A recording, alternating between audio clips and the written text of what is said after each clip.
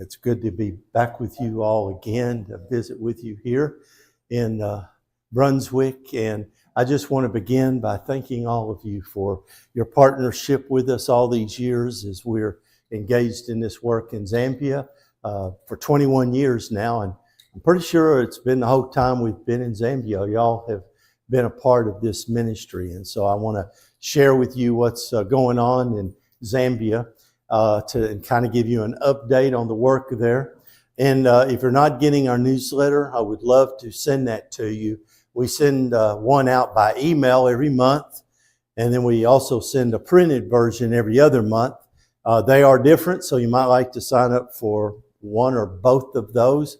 And Lori put somewhere here back there in the back, yeah, I see it, by the window back there, she put a little table, there's some brochures there, and there's a sign-up sheet so that you can sign up for the newsletter. Am I standing in your way? Can you see? All right, okay. All right. We've been in Zambia now for 21 years, and of course, Lori and my daughter Karen who's been with us in Zambia the whole time, except for a time she went to Free Hardeman.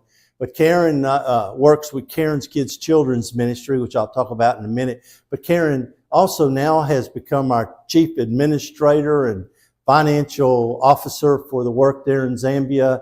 So when I get up every morning, which I do at 4 o'clock every morning, I go to bed at 8. But I get up at 4 o'clock every morning because they're 8 hours ahead of us now. And so I talk to them and try to, address any issues that have popped up before they go to lunch. And so I talk to her every morning, and I said this morning that I was coming to visit you all, and she wanted me to be sure to give you greetings from her.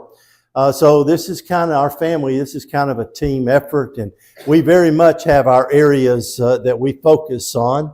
And certain questions you asked me, like someone's talking to me about optical ministry, and I said, I know nothing. Go talk to Lori about that. So we have very much, it's kind of become a team sport for us and our family. The Bible College is, of course, our primary ministry, but I want to focus first of all on the two so-called humanitarian ministries that we have going. There is, first of all, the Christian school. That turned the lights down a little bit helps. The Christian school, Lori got her master's degree from the University of North Carolina when we were preaching at Pine Valley in Wilmington, and she finished her master's. And so being a school teacher is kind of her area of expertise. So she has worked a lot in developing our Christian school, and that's kind of her area of expertise that she focuses on in our work. But we have grades pre-K all the way through grade 10, which is 12 different grades. And we have 500 to 550 students that we have capacity for. And our goal is to provide good Christian education. You see a picture here of Lacondo. He is the director of the school, which Lori works with him constantly every day. They communicate and everything. His wife, Cynthia, is also one of our teachers in the school as well, but he's doing a great job. But our school is providing good education because the grade 7 students took the national comprehensive test that every 7th grader has to take when they graduate. And our students tested in the top 10% in Zambia. So we've got a good school that we've developed there. And we put a lot of attention into it in the last 2 or 3 years, trying to really develop it. We just have finished building 2 classrooms for grades 8 and 9. We have a science lab now and a computer lab. And we just a month or so ago finished with, 2-3 months ago, finished our vocational training center because most of the jobs in Zambia are still manual, hands-on type jobs. It's good to have a good education, but they need some skills, and we want to equip our students with some skills so that when they go out into the workplace, they'll be equipped to be able to get some of the jobs that are out there, because there's not that many of them. But a good education and some vocational skills will really equip them to get some good jobs, and they'll be better able to support their families, because The students coming to our school are coming from some very, very, very poor families that are living in the area where we are. We also just finished the Early Childhood Center for the pre-K students. And so that's going to really help, because we found if you want to teach kids critical thinking skills, you can't really wait till they go to school. You got to begin earlier. And I'm telling you, that's really critical, because one of the biggest things that is holding Africa back is the lack of critical thinking skills. I mean, you wouldn't believe how unable Africans are to solve simple little problems. I mean, I've seen them out there doing some kind of job, and they run into a problem, and they're just standing there and they don't know what to do. And I'll go out and say, well, just do this. You know, it's like common sense. And they'll go, oh, well, I never thought of that. You know, just the lack of critical thinking skills. So we wanted to get down into the even 3-year-olds, 3 and 4. Is that about right, Lori? 3 years and up. We start them very young, because the parents don't have critical thinking skills. So we've got to teach them as young as possible. So we started that Early Childhood Center. 80% of the children coming to our school are coming from, as I said, very, very poor families that cannot afford to send their kids to school. And if it wasn't for our school, their kids wouldn't be going to school. I'd say 80% of our kids would not be going to school if it wasn't for our school. We also have a meal program. We started with a lunch program several years ago, because we noticed, and by the way, the UN says that Zambia is the most malnourished country in Africa. And the reason is because 85% of their diet is nothing but corn. So there's a lot of, they don't get very much protein, and there's a lot of vitamins they're not getting that's not in that corn. So we saw our students coming to our school were very, very malnourished. They didn't play at recess. They were lethargic. They didn't laugh, and they get sick a lot, missing a lot of school days because of sickness. So we thought we'd start this lunch program, and it just really made a difference, just real quick. I mean, you'd be surprised what malnutrition will do to kids academically. I mean, they perked up, and you see them laughing now, and they're out there playing football at recess, and they stop getting sick as much because they're healthier and missing less school. And but we had a problem, because a lot of the kids, they were coming, either their parents would fix lunch, breakfast, which caused them to come late, or they came to school without having breakfast. And of course, one of the reasons we started the lunch program is we had kids coming without breakfast. They had no lunch, and you know, they're hungry all day. Well, that's hard to concentrate when you're hungry. So we started the lunch program, but then we added the breakfast program, because we thought, well, the students are either coming without breakfast, or if the parents fix it, because everything has to be fixed from scratch, they're coming late to school. So we started a breakfast program, and if you want to eat breakfast, you got to be there between 7 and 7:30, because at 7:30, their breakfast line is finished. You're going to class. Listen, we have no problem with students coming late anymore. It's solved up. That was really hurting our education program. Just getting them there on time is really important, and that took care of that problem. And we've got a recipe that's very cheap. It doesn't cost us all that much, but it sure does make a difference in the lives of these children. One more thing about our Christian school. We're getting our Bible college students and their wives to come over into the Christian school to teach and work with children. And the reason is our students, Bible college students and their wives, can learn how to be a school teacher through practical experience. When they go home, they can start a school in their churches, village school in their church, or teach in one if one is there. But also we're teaching them how to do ministry with children. One of the big oversights of churches in Africa, including denominations, is they don't do a whole lot with children under 18. Very few churches have Sunday school programs. And church services last 3 hours or more, and a lot of parents just leave their kids at home because, you know, it's nothing for the kids for 3 hours. That's tough on a kid. So we think there's a real oversight there, because we don't want to wait till they get to be adults to start trying to, you know, develop them spiritually and teach them the Bible. So we're wanting to train our Bible college students and their wives how to work with children. One thing about Zambia is they don't have any problem with church and state stuff. If you want to come and teach Bible in the schools, they're great, fine, come on. They don't have that problem. So we have an open door. We can go into schools. We can teach. We can work with children after school programs. So if we train our Bible college students and their wives to work with children, it's a great opportunity when they go back to the village, because nobody else is doing anything with children. And our students will be able to go back to the village and have a powerful influence on the next generation as they grow up in the village, and they'll have influence on those children when they become adults as well. Then there's the children's ministry, which we call Karen's Kids, and I know the church here has been very involved in this ministry in the past. This is, of course, a ministry, as you know, Karen started 15 years ago because she has a real heart for babies, and we knew that half the children of Zambia die before they reach adulthood. But when we started looking at the problem, we came to realize that no, most of these kids are dying in the first year or two of life, and the main reason is because something happens to the mother. The mother dies in childbirth or soon after, which is still very common in Zambia. Or the mother is too malnourished and can't adequately nurse the child. And remember, Zambia is the most malnourished country. So we got a lot of mothers who are just not able, or dead, or just not able to nurse their children.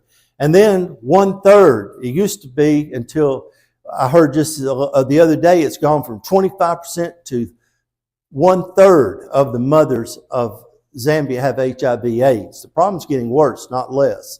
And they shouldn't nurse their children because very good chance they pass the virus to the child, and the child dies before they're 5 years old of HIV/AIDS. So Karen said, I want to do something to save these babies, because that's where they're in critical situation. Because in Zambia, they don't have an alternative to mother nursing.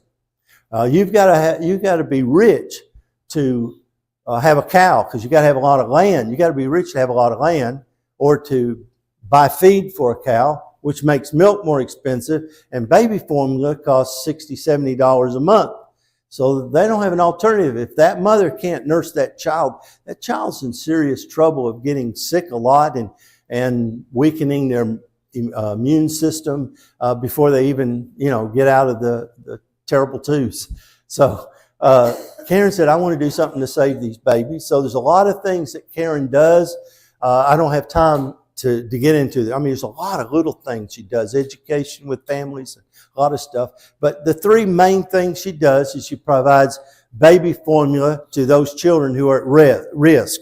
The mother's dead, or the mother's too malnourished, or has HIV/AIDS. She will help give them baby formula for 2 years. She also buys medicine and sometimes helps with surgery of a child that needs that.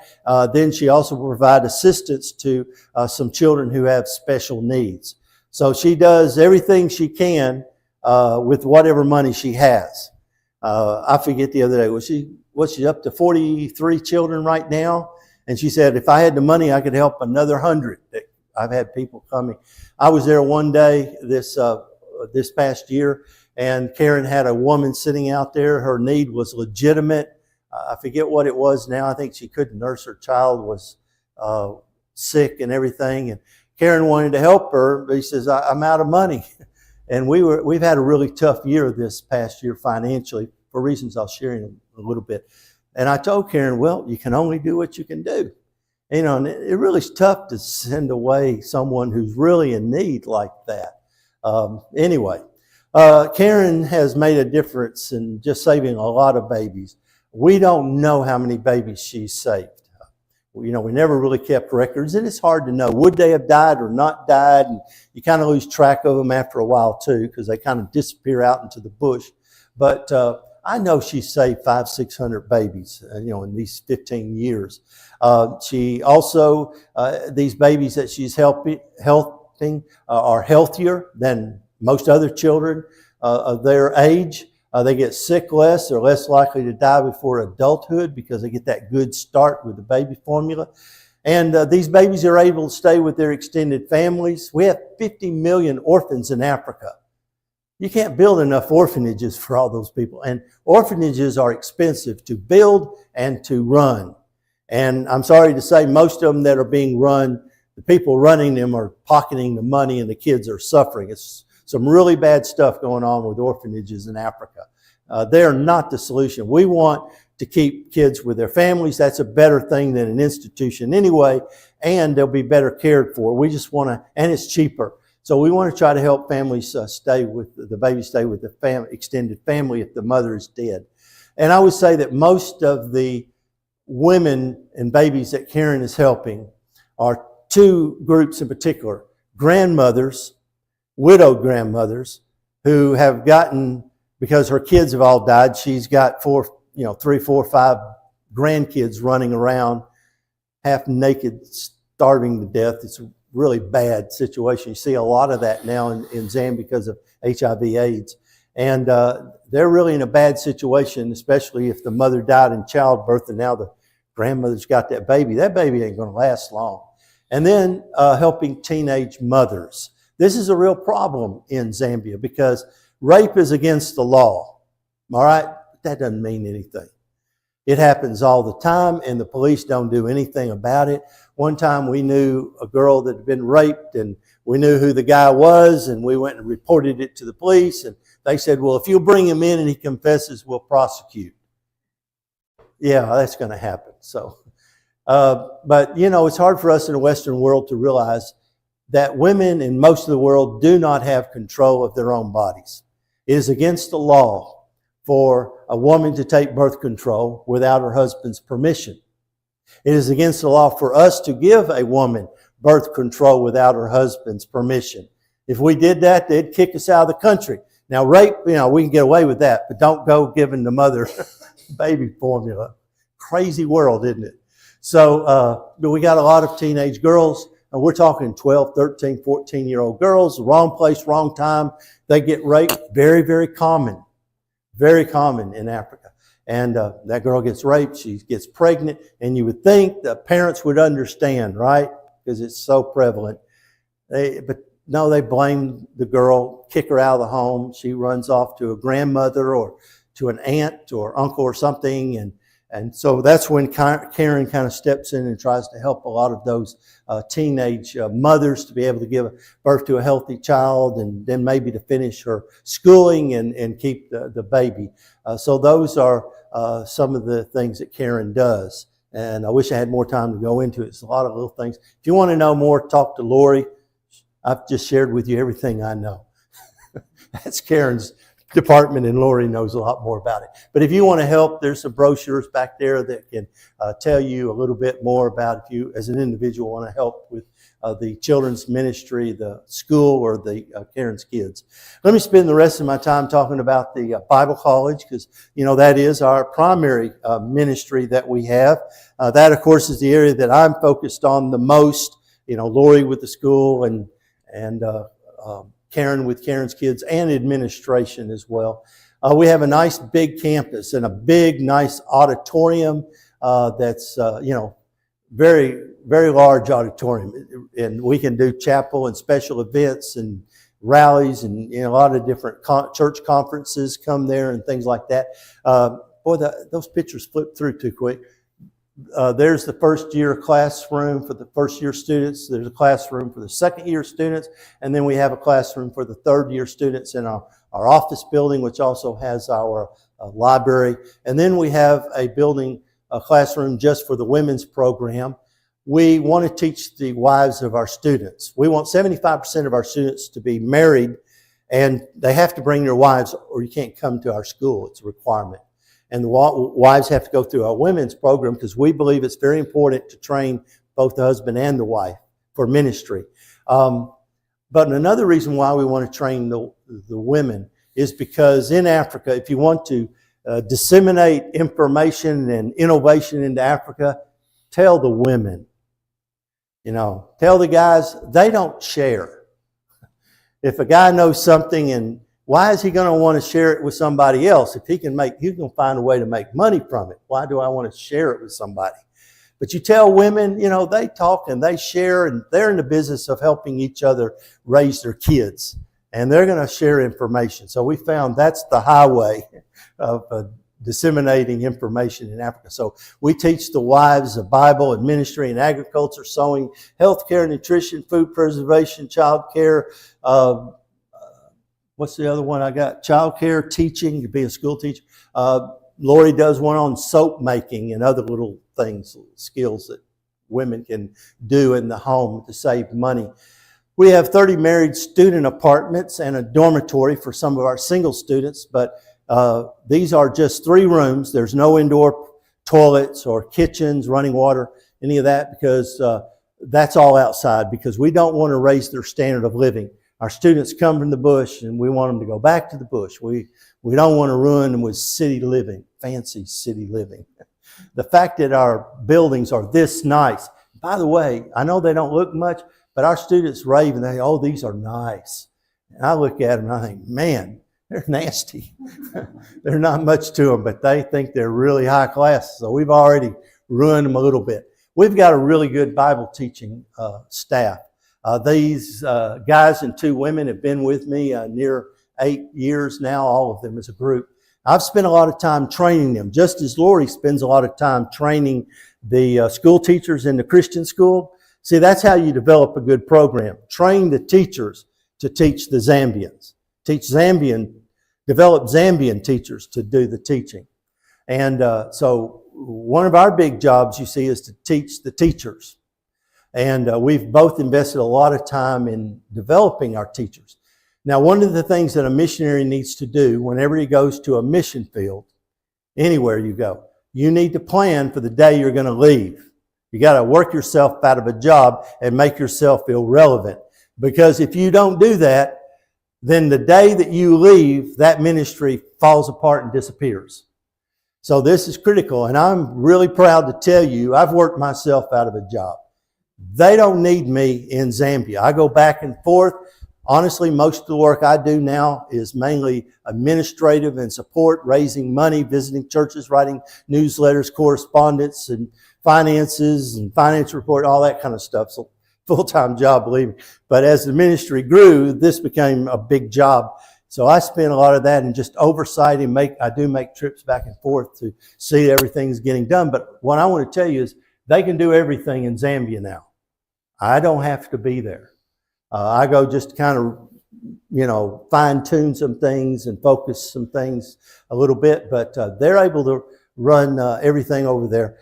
Dennis is the director of the school. He's a very spiritual. He's the best teacher I think I've ever had as far as his spiritual life and character. He's a very sincere, dedicated man, and he's our director. We also have a full-time agriculture teacher, and there's 2 women teachers we have for the women's program as well. We've had in these 20 years over 750 students that we have trained and graduated. Next Saturday, we'll have our next graduating class.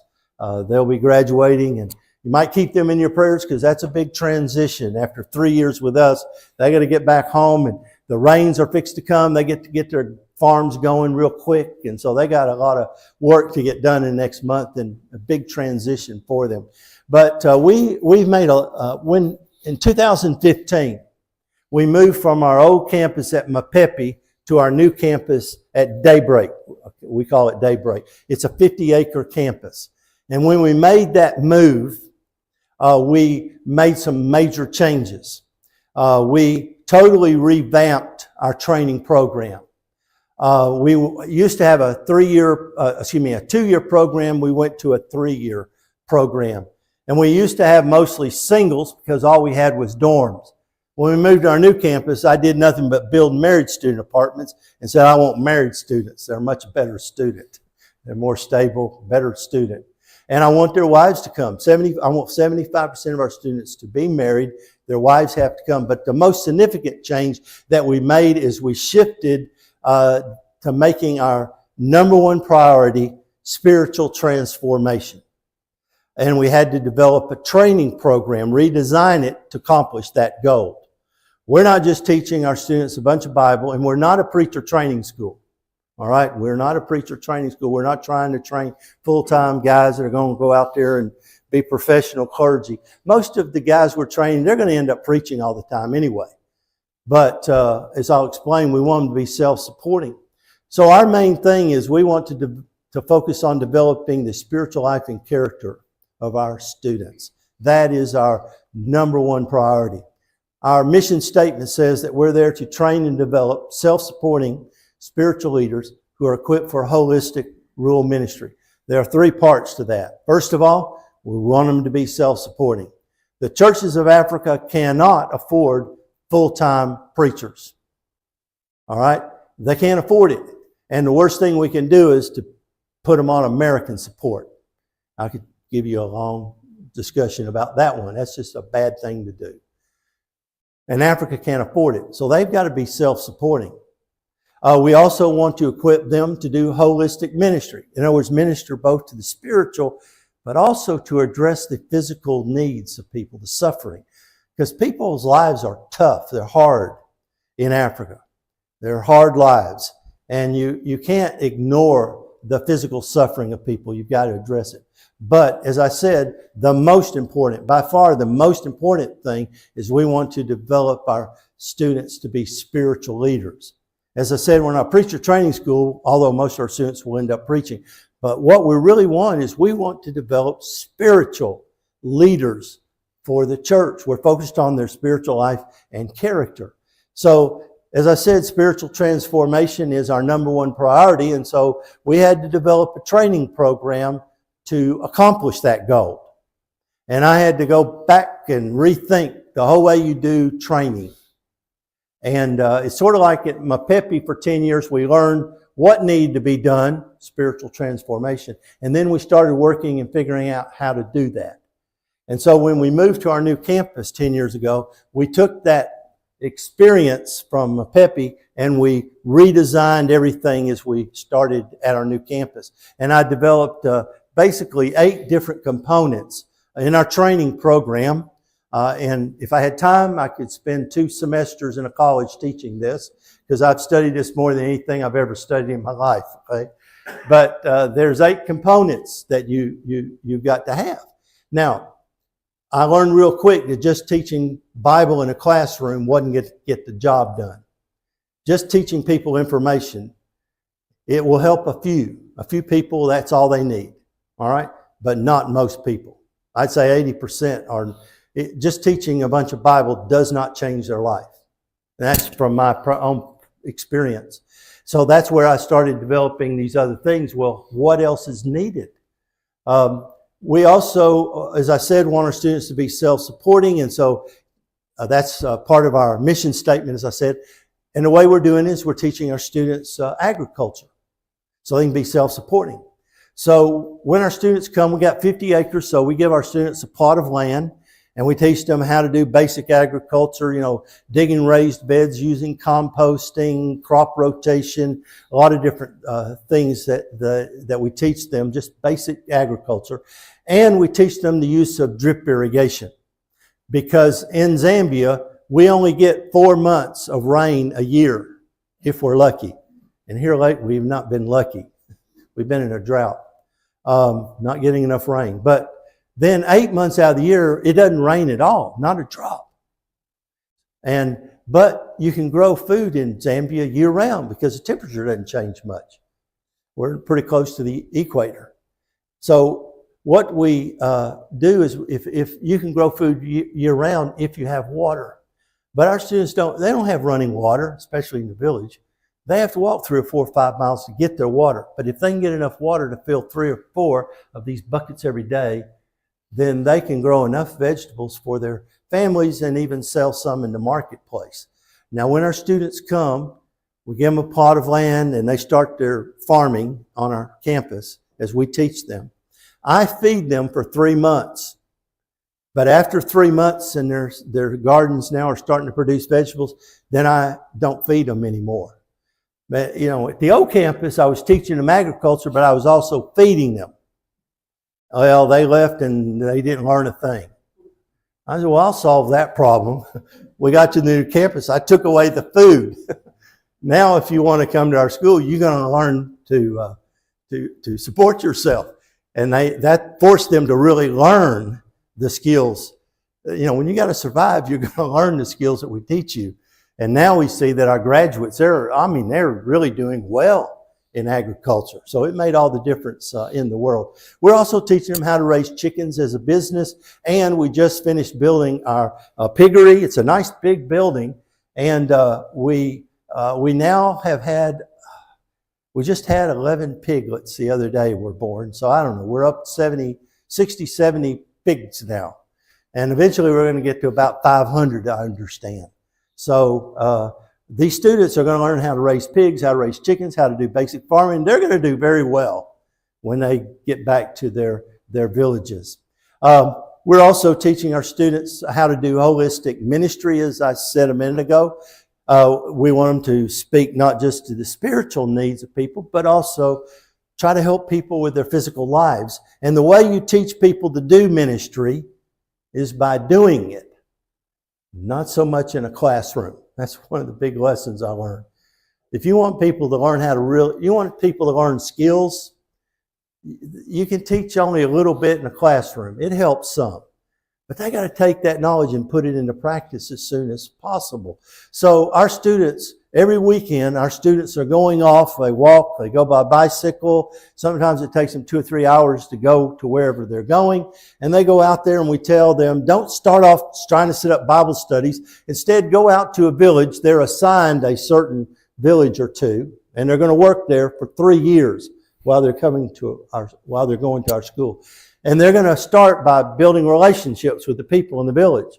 So you find a widow whose house is needs rethatching. You know, the rains are about to begin in Zambia right now. So last week, our students went and rethatched the roof of 2 old widowed grandmothers. They rethatched the roof because the rains are almost coming. So you do that.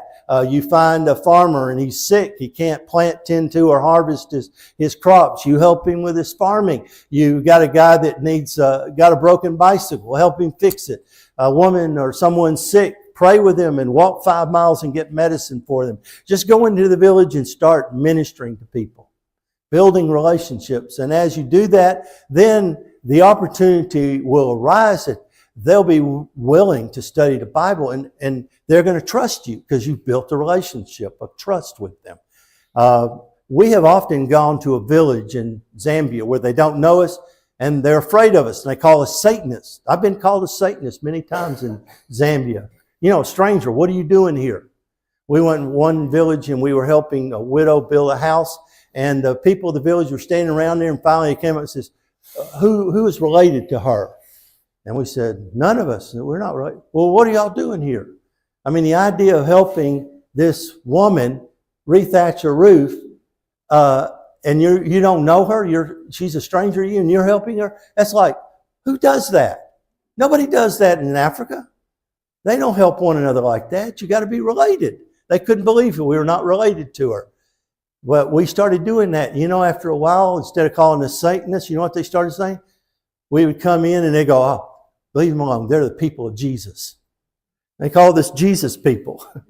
And so they're now willing to listen. And we started a church in that village, by the way, Chapapa. So let me give you some examples. And I'm very proud to share with you what I'm about to share, because this is where the rubber hits the road. I want to give you some examples of the practical training our students are engaged in. About 2 or 3 years ago, our students decided there needed to be a church in Shimabala village. It used to be just a crossroads, and now a little township has grown up. You know, we're 25 miles from Lusaka, but Lusaka is moving. It's taking us. Lusaka's engulfing us right now where we are. And so this little township is just growing in population, and our students on their own, because I didn't have anything to do it and our teachers didn't have anything to do it. Our students just on their own went to Shimabala and started a church in Shimabala. And you can kind of see how they started off with some tin sheets. They got off of one of our buildings that got wrecked. The wind blew off sheets and twisted them. They bent them back out and built a little shelter there and started a church. They then started renting a building in Shimabala, and then they got land, and right now they're in the process of building their church. Literally 1 or 2 blocks per week. That's how they build churches in Africa.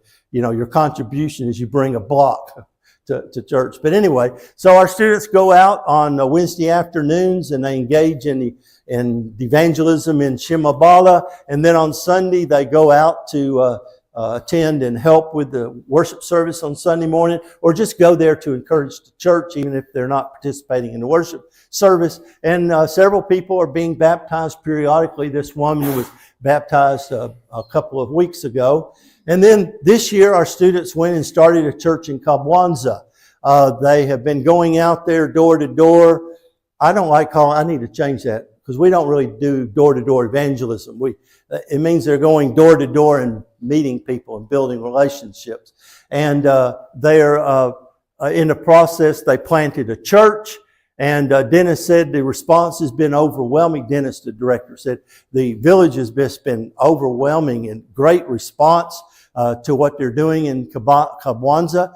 The students have gone in. That's where they rethatched 2 widows' houses last week that I was telling you about. And then our students about a month ago said, we want to start a new church in our vicinity within 2 or 3 bike hours, riding bike within 2 or 3 hours. We want to start a church somewhere in our area every year. The students have made that as a goal, and they've already picked out a village. I forget the name of it now, but they're going to do that one next year, and they're already going there and building relationships in that new village. Our students are also engaged in a prison ministry. 14 men were baptized about a month or 2 ago. We also have some choruses. Now, Zambians love to sing. I mean, they love to sing. And I think every time I go back over there, there's a new group of students that's sprung up. And they're practicing, and after services, they want to sing to the church, So we've got several of these courses, and they're going out to churches on Sunday and singing for them. And when there's special events, like churches in Zambia have areas, districts that will have special church gatherings, I'll send a teacher and 1 or 2 teachers and some students, a chorus, will go out and then they'll sing. And that's part of our recruiting efforts, kind of like what Free Hardeman or Lipscomb does. And our students are also engaged in a hospice in Chalanga, where you've got a lot of sick and dying people. So our students are learning how to minister to the spiritual needs of people by doing it, practical experience. We're also training our students how to minister to people's physical needs as well. I tell our teachers, I said, while our students are with us, we literally want to rewrite their spiritual DNA. Because when they're with us for 3 years, if they engage in outreach and these ministries that they're doing for 3 years, it will become so much a part of who they are that when they go back to the village, they cannot not do it. They'll keep doing it because they've been doing it for 3 years. It's become who they are now. And we're seeing that's true with our graduates that are going out there. But we're teaching our students how to teach other people how to do agriculture. Not just so they can support themselves, but also that they can teach others in the churches how that they can do agriculture. We also are teaching our students how to be, as I've already mentioned, how to be a school teacher and how to work with children in the schools in Zambia. We're teaching them, they're learning from Karen's kids how to work with orphans and vulnerable children. They're learning basic medicine. This is something Lori does a lot, teaches them all kinds of herbs and things you can use for medicine and how to identify certain things. Because a lot of the things that ail people in Zambia are the same old thing over and over. And you can get where you can diagnose it. And, there's things you can do to try to help people, or at least kind of identify medicine that they ought to get a hold of. But a lot of preventive medicine. There's a lot of things people in Zambia can do to help prevent, like getting rid of standing water, which breeds mosquitoes and malaria that kills 1 million children in Africa every year. So there's a lot of basic medicine. Also, we teach them a lot with marriage and the family, because marriages in Africa used to be stable when the parents made the deal. All right? Maybe we ought to go back to that. They were stable, okay? But now they've been influenced by Hollywood and Coca-Cola and McDonald's and now they want love and romance in their marriages. They didn't used to have many expectations, survival, have kids, jobs, roles are pretty defined. Intimacy was more between men, and men and women, not anything sexual there, just that's where people's intimacy was, okay? And now they've been influenced, as I said, by Hollywood and Western culture and all that. And so now their expectations have increased dramatically because they want what they see in the movies too, right? Well, the problem is if you want love and romance in a marriage, you need to learn some relational skills that Africans haven't learned. And I think a lot of people here hadn't learned them either. But there's a lot of good principles right out of the Bible about how you love a husband and wife, how you treat other people, love your neighbor. Just teach those basic principles. But, you know, in Zambia, men order women around like they're a slave. They beat their wives if they don't do what they want. I was at a wedding and I heard the parents of the bride tell the son-in-law at the wedding, said, if our daughter doesn't do what she's supposed to, you just beat her. And it's just common. Well, I'll tell you what, that doesn't create love and romance in a marriage. I don't care what country you're in, right? So we do a lot trying to help them learn, you know, marriage enrichment. And they'll go, we see our first year students, they have a lot of problems in their marriage, but it's great to see the third year students, their marriages are much better. And then we want them to go back to the village and they'll teach the next generation so they'll have better marriages because we're having a whole lot of divorce now in Africa. And a lot of it's, you know, a lot of marriages in Africa don't involve legal. You know, it's sort of like exchange clothing and you're married. You say you're married, you know, or you paid a bride price. Well, they can pretty much undo that. In fact, the Bimba tribe, the largest tribe in Zambia, the women, if they get tired of the guy, they just put his stuff out on the door outside the house, and he walks up and finds his stuff outside the house. He knows he's been divorced. He's out of there. He's done. So we have a real problem with marriages.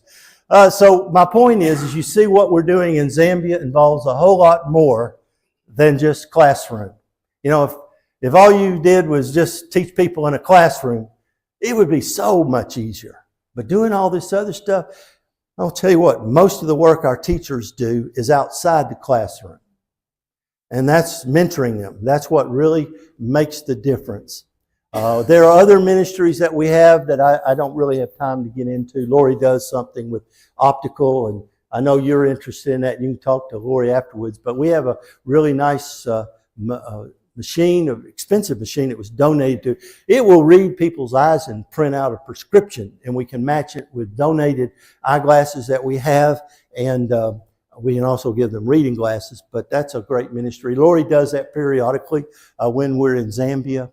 So that's kind of our ministry, how we're teaching our students both the spiritual, how to minister to people's spiritual needs, but also that they can help people in their lives, you know, being a school teacher or working with children, helping orphans or teaching them agriculture or all these other things that we've taught them. Now, we've had a lot of problems with electricity. A year ago, we were getting 2 hours of power per day. It got down to 2 hours a day. And this year, it went down to 30 minutes at midnight. Why in the world anybody needs it at midnight? But at least the government can say, we've given you electricity. In other words, we just don't have power. Africa can't generate enough power for their growing populations now. And so we got a real serious problem. We have over 160 people that live on our campus, and during the day we have 500 or more children that come on campus. We have pigs and chickens and gardens that need drip irrigation, and that's a lot of water. We fill basically 10,000 liter tanks every day. We run through that much. That's a lot of water. So we have to pump a lot of water, and we got down to having 2 hours of electricity last week. We couldn't supply enough water. We were going without it. The student gardens dried up. We had to stop doing the chickens. That was thankfully before we had the pigs. So we tried generators, but I bought a big expensive generator, but it broke, and I realized real quickly that's not sustainable. It's too expensive, and it was costing us $700 a week with fuel. And so I finally did the research last January and came up and said, well, let's convert to solar. boy, that has really been a godsend. So you can see all the solar panels, and then we have the inverters. Those two black things are batteries. They cost $1,000 a piece. So we don't do too much at night when you have to have battery. But we then found out here as the dry season came up 2 or 3 months ago, we realized we couldn't pump enough water during the daytime with solar. We can't pump much water at night when we have no sun. We still couldn't pump it up because the water table dropped and we couldn't generate and pump enough water up out of our existing wells. So we had to drill another well. And we drilled down, and at 230 feet we hit water. And they kept drilling and went all the way to 430 feet and still had water. So we got we hit the mother lode. So, that really is a blessing. We got more water from that well than all the others. So it's an industrial big pipe well, and that's really helped us. We had, for the 3rd year in a row, we had a youth conference. The youth of Zambia came to our campus, 3rd year in a row. Youth in Zambia doesn't mean children under 18. It means unmarried adults. So we had a lot of them come. We had a lot of baptisms. Then in August, we had our 2nd annual lectureship that we had. And we also celebrated our 10th anniversary at Daybreak. We were 10 years at Pepe, but we've been 10 years now at our new campus in Daybreak.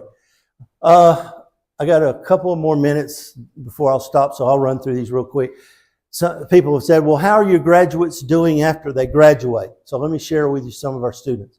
Lazarus is a graduate from 2019. He's working with a church out in the Eastern Province, supports himself through his agriculture. All of our students, I could say that about every one of them. They're supporting themselves through their farming that we've taught them. He is teaching that to the people in his church.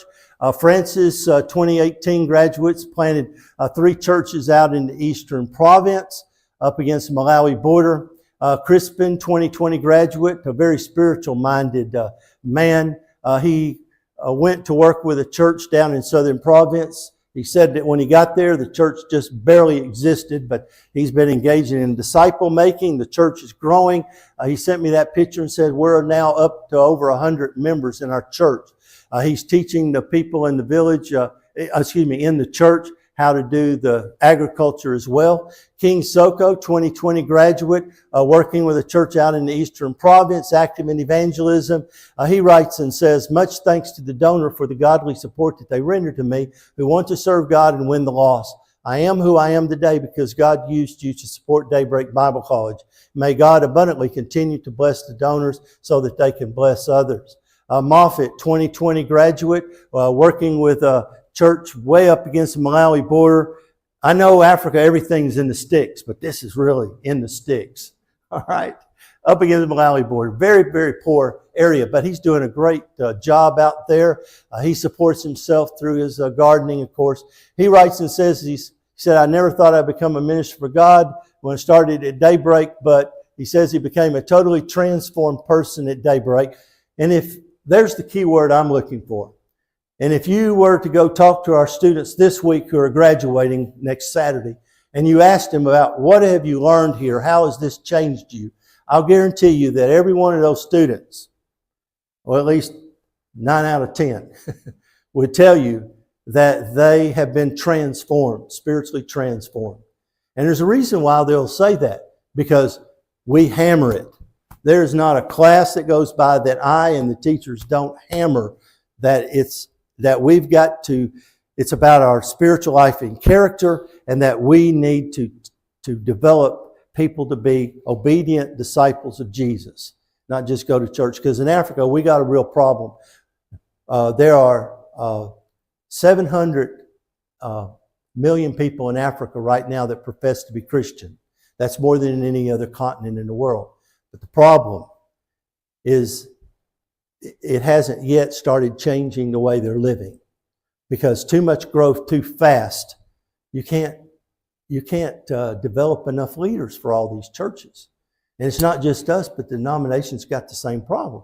We got leaders in these churches. They got leaders. They're just horrible, ethically, morally. I can't tell you how many times I've had someone in a church come to me and say, what do I do? Our elder is sleeping with women. He's a drunkard. He's, what do you do? And the problem is Christianity has exploded so fast, so quick in Africa that we haven't had time to develop the spiritual leaders to help disciple all these people and teach them what it really means to be a Christian.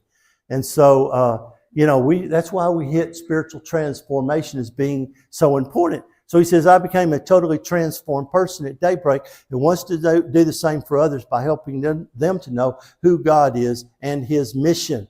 Meshach, 2020 graduate. He's from the northern province, but he's working down at Mazabuka right now. There's the garden by the church. He's teaching the church members how to do a gardens. The church is growing. They've started a new building. He writes and says, I'm no longer the same Meshach people used to know before I attended daybreak, but a transformed person. There's that word again. I've learned the love of God and how to love others. Roderick, 2020 graduate.